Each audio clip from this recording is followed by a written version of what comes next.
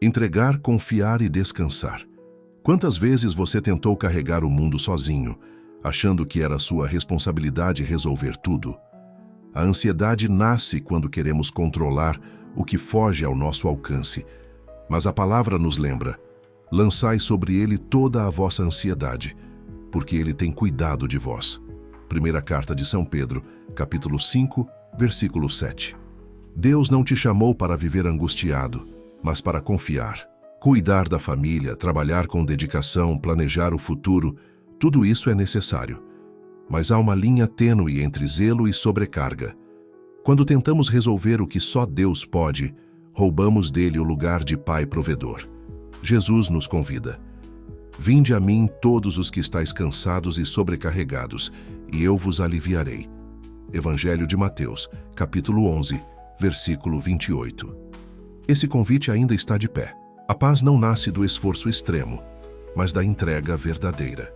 O coração inquieto precisa aprender a descansar em Deus. São Paulo escreveu: em tudo fomos atribulados, mas não angustiados, perplexos, mas não desanimados. Segunda carta aos Coríntios, capítulo 4, versículo 8. Isso só é possível quando sabemos que existe um Deus que governa tudo com sabedoria. Entregar não é abandonar, é confiar. É fazer a nossa parte com responsabilidade, mas deixar o impossível para o Senhor. Ele age no silêncio, trabalha no invisível e nunca chega atrasado. Talvez hoje você precise ouvir isso. Você não está sozinho. Deus está contigo mesmo quando tudo parece sem controle. Confie. O perigo do excesso de controle. Muitas pessoas adoecem emocionalmente por tentar controlar o que pertence a Deus. O excesso de cuidado transforma amor em aflição, zelo em desespero. Jesus disse: qual de vós, por mais que se preocupe, pode acrescentar uma hora que seja a sua vida? Evangelho de Mateus, capítulo 6, versículo 27. A preocupação exagerada nos paralisa e nos afasta da fé. Quando o cuidado vira obsessão, a alma perde o equilíbrio. Tudo parece urgência e nada traz paz. O coração acelerado deixa de ouvir a voz de Deus. É preciso reaprender a respirar espiritualmente, a se recolher e a confiar. O livro dos Salmos nos orienta: aquietai-vos e sabei que eu sou Deus. Salmo 46, versículo 10. Essa é a resposta para a alma inquieta. Existem batalhas que não nos cabem, há dores que só a graça pode curar, portas que só Deus pode abrir. O Evangelho não nega o esforço humano, mas ensina a confiar além do esforço. Não se perturbe o vosso coração. Tende fé em Deus, tende fé também em mim. Evangelho de João, capítulo 14, versículo 1. O coração encontra paz quando descansa nessa verdade. Você não precisa entender tudo, controlar tudo, prever tudo. Você precisa crer. O justo viverá pela fé. Carta aos Hebreus, capítulo 10, versículo 38. Quando você entende isso, a alma se liberta. Há uma paz que excede todo o entendimento. Carta aos Filipenses, capítulo 4, versículo 7. Mas ela só vem quando deixamos Deus ser Deus.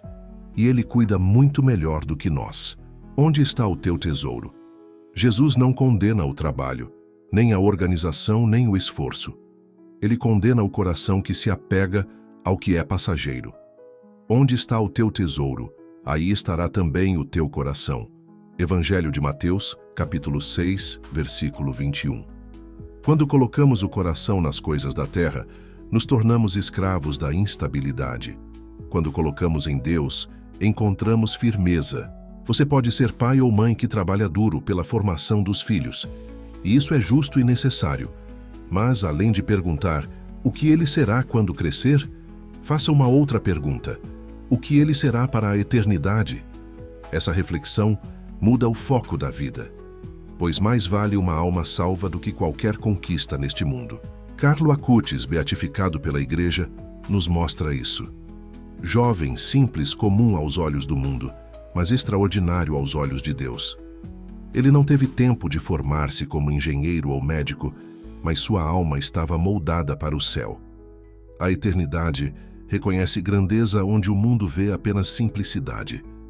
Isso precisa nos tocar. Formar os filhos para o céu, viver com os olhos na eternidade, é a missão mais nobre. Nada que construímos aqui permanece, mas tudo o que fazemos com amor, fé e propósito diante de Deus se torna eterno.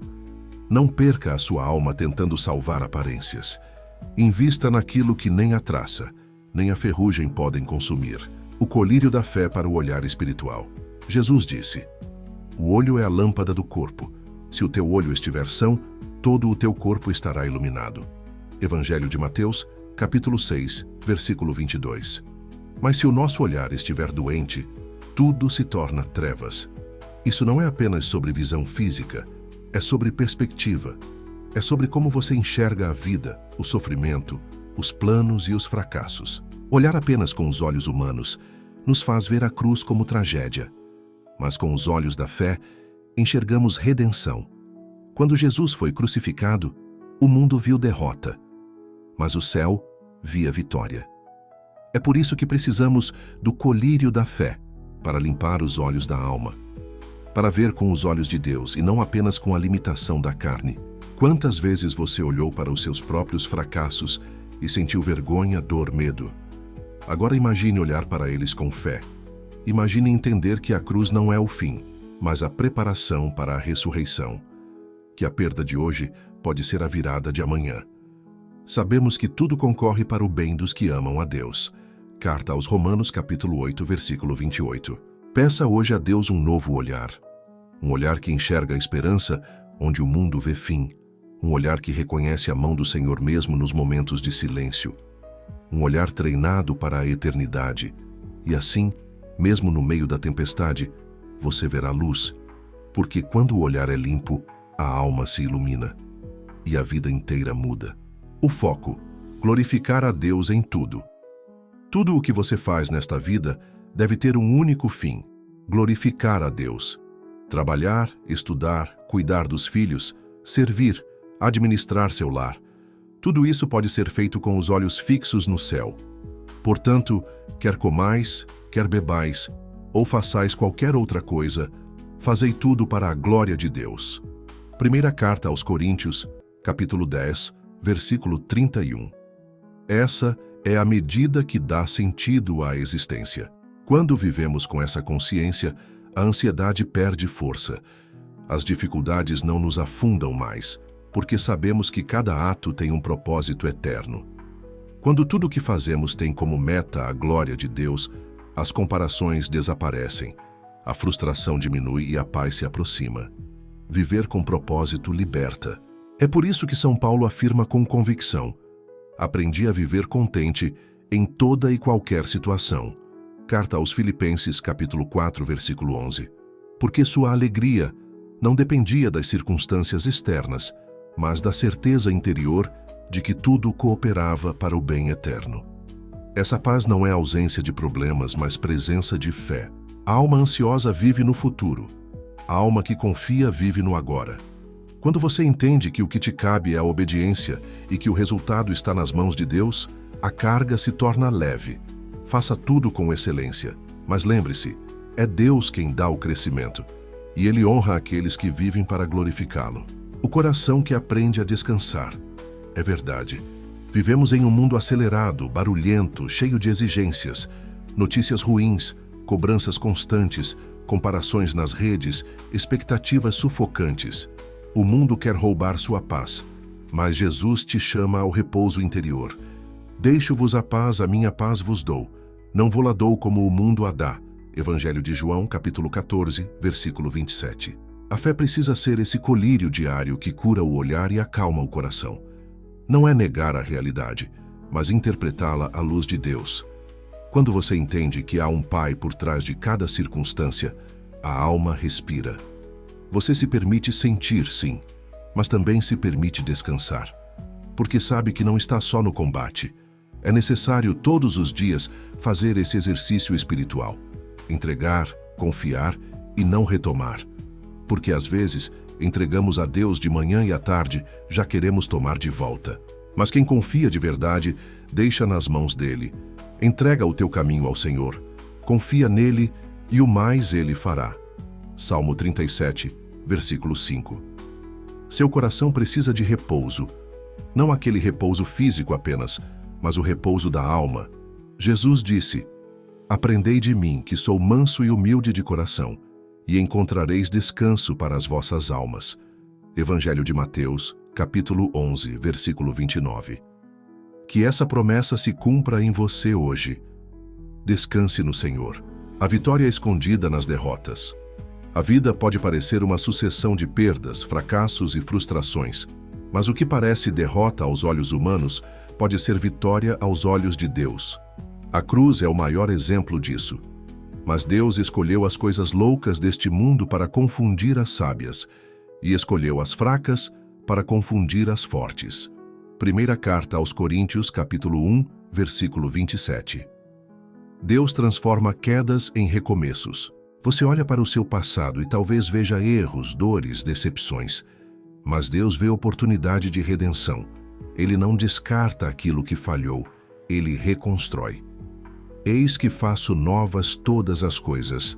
Livro do Apocalipse, capítulo 21, versículo 5. Não há capítulo da sua vida que ele não possa reescrever com graça e propósito. A cruz de Cristo parecia o fim. Mas foi justamente ali que começou a nossa salvação. Se você estiver unido a Deus, até mesmo o seu momento mais sombrio pode se tornar luz. Sabemos que tudo coopera para o bem dos que amam a Deus. Carta aos Romanos, capítulo 8, versículo 28. Isso não é poesia, é promessa. Não olhe mais para seus fracassos como sinais de abandono. Veja neles o convite de Deus para confiar mais, para amadurecer, crescer, se purificar. É no momento da aparente derrota que o Senhor mais trabalha. Em todas estas coisas, somos mais que vencedores, por aquele que nos amou. Carta aos Romanos, capítulo 8, versículo 37. Um coração enraizado em Deus. O que Deus quer de você hoje é um coração rendido. Não um coração perfeito, mas um coração que confia. Buscai, pois, em primeiro lugar, o reino de Deus e a sua justiça, e todas essas coisas vos serão acrescentadas. Evangelho de Mateus, capítulo 6, versículo 33. O que você busca em primeiro lugar? A resposta muda tudo. Muitas das suas preocupações vêm do medo de perder. Perder o emprego, perder o controle, perder alguém. Mas Jesus diz: vosso Pai Celestial sabe que necessitais de todas essas coisas. Evangelho de Mateus, capítulo 6, versículo 32. Ele não ignora suas dores. Ele providencia. Ele cuida. Ele sustenta. Confie. Não tente segurar o que Deus está pedindo para que você entregue. Não tente controlar o que está além do seu alcance. Hoje é dia de soltar o fardo. Lançai sobre ele toda a vossa preocupação, porque ele cuida de vós. Primeira carta de São Pedro, capítulo 5, versículo 7. Ele cuida mesmo. Mesmo quando você não vê, ele age. Coloque seus olhos e seu coração no alto. Foque no que é eterno. Pensai nas coisas que são do alto, e não nas que são da terra. Carta aos Colossenses, capítulo 3, versículo 2. E como uma criança que descansa no colo do Pai, descanse. Acalme seu interior. E diga com fé e convicção: Jesus, eu confio em vós. Oração final. Senhor, eu me coloco diante de Ti agora com meu coração inquieto e cansado. Tu conheces minhas preocupações, os fardos que carrego e tudo aquilo que tem me roubado a paz. Hoje eu decido entregar verdadeiramente tudo isso em Tuas mãos. Ensina-me a confiar mesmo sem entender. Ensina-me a fazer a minha parte, mas sem me esquecer que o impossível pertence a Ti. Me ajuda a não transformar meu zelo em desespero, minha responsabilidade em sobrecarga. Alinha meu coração com o Teu. Dá-me, Senhor, um olhar de fé, que eu possa ver com Teus olhos cada desafio da minha vida, que eu reconheça nas perdas uma lição, nas demoras uma preparação e nas dores um caminho de redenção. Que meu coração deseje, acima de tudo, os tesouros eternos. Eu confio em Ti, Jesus. E hoje escrevo isso não apenas com os lábios, mas com a alma. Jesus, eu confio em vós. Amém.